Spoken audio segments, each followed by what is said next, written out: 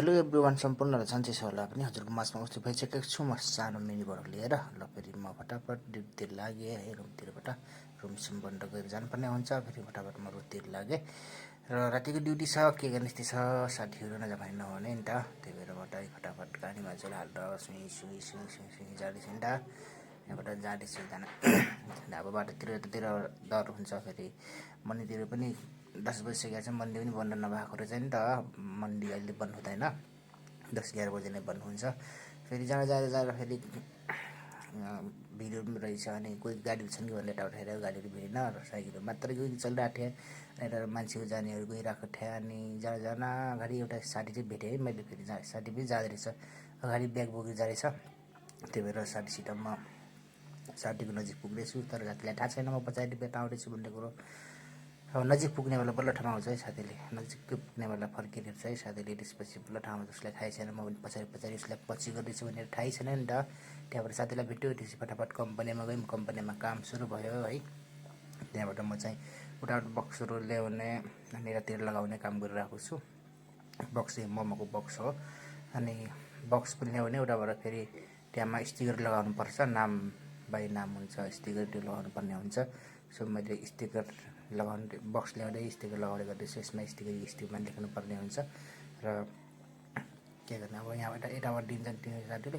त्यहाँबाट फटाफट हामी अर्को कम्पनीमा आएर त्यहाँबाट कामसाम गरेर नास्ता लिएर यहाँ देखाउँदैछु साथीहरूलाई। नास्ता काम गर्दैछन् साथीहरूले चाहिँ, उनीहरूले काम गर्दैछन् भनेपछि म चाहिँ नास्ता लिएर आएको छु। नास्ता चाहिँ एकछिन पछि खानु पर्ला होइन। सो कामसाम भ्याइयो, त्यसपछि अब झोलासोला बोकेर लाग्यो बाटोतिर आफ्नो है।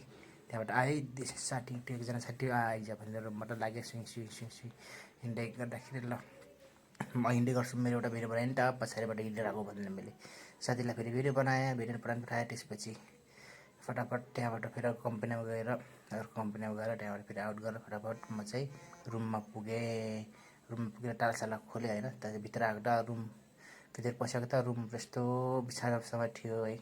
अनि पसिना भएको छु, पसिना पोसेँ।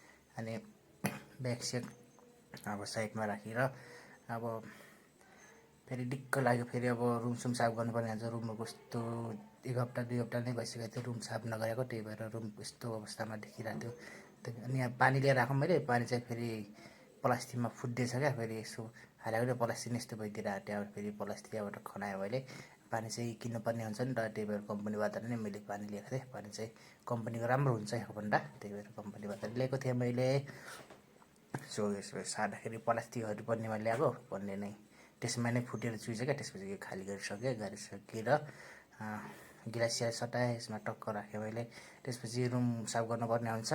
अनि त्यसपछि राखिसकेपछि म फेरि ल रुम साफ गर्नुपर्छ, रुम साफ गर्नलाई मैले यताबाट देखाएँ। अनि यतातिर यो सामानहरू जताभावी सामानहरूलाई सेट गर्नुपर्ने हुन्छ पहिला। त्यसपछि झाडुसाडु गन्डाहरू धेरै भइसकेको थियो नि त, 1 हप्ता भयो मैले साफ नगरेको। त्यहाँबाट फेरि झाडुसाडु मार्नलाई मैले सामानहरू यता गरेँ, सामानहरू एक गरेर टर्काउँदै यहाँ राख्दैछु।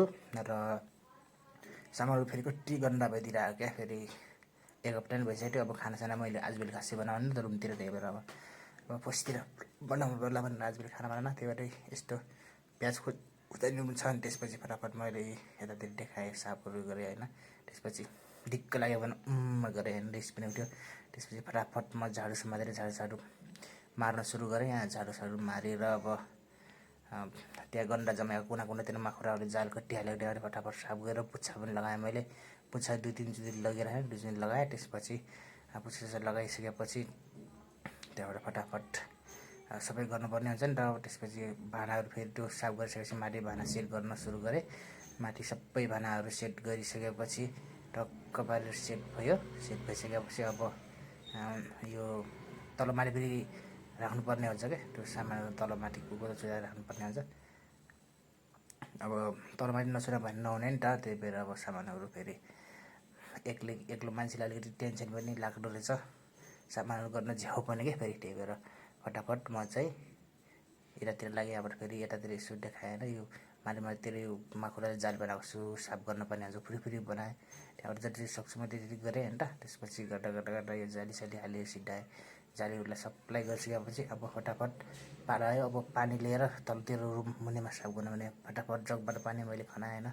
फटाफट तलतिर खनाएँ, यसरी फटाफट खाना खनाएर त्यहाँबाट फेरि मगले पानी फिल्सकेपछि त्यहाँबाट झाडुले फेरि तलतिर माटो फाल्नु पऱ्यो भनेर झाडु समातेर स्वाएँ होइन, यताउता मजाले गरेँ। अनि सबै चारैतिर कुनातिर गरिसकेपछि यस्तो उस्तो बनाइसकेपछि झाडुले टक्क बनाइसकेपछि अब फेरि सबै भइसक्यो है। फाइनली सबै साफ गरिसकेपछि अब फेरि कपडा पनि थुप्रो भेट्यो, फेरि कपडा पनि एक हप्ता कपडा आइट्यो, फेरि कपडा सबै धोएँ। त्यसपछि नुहाएर म फ्रेस भएँ होइन, कपडा सबै काम सकेर त्यसपछि यसो रुम सेट गरेँ होइन, बेडहरू देखाएँ, बेडहरूलाई पनि टक्क मिलाएँ, आफूले बस्ने कुर्सी होइन यिनीहरू टक्क बेडहरू मिलाइसकेपछि टक्क होइन म पनि फ्रेस भएर बेडहरू पनि यस्तो टक्क देखाएको छु। अनि थ्याङ्क यू सो मच होइन, वाच गर्नु होला भन्न चाहन्छु।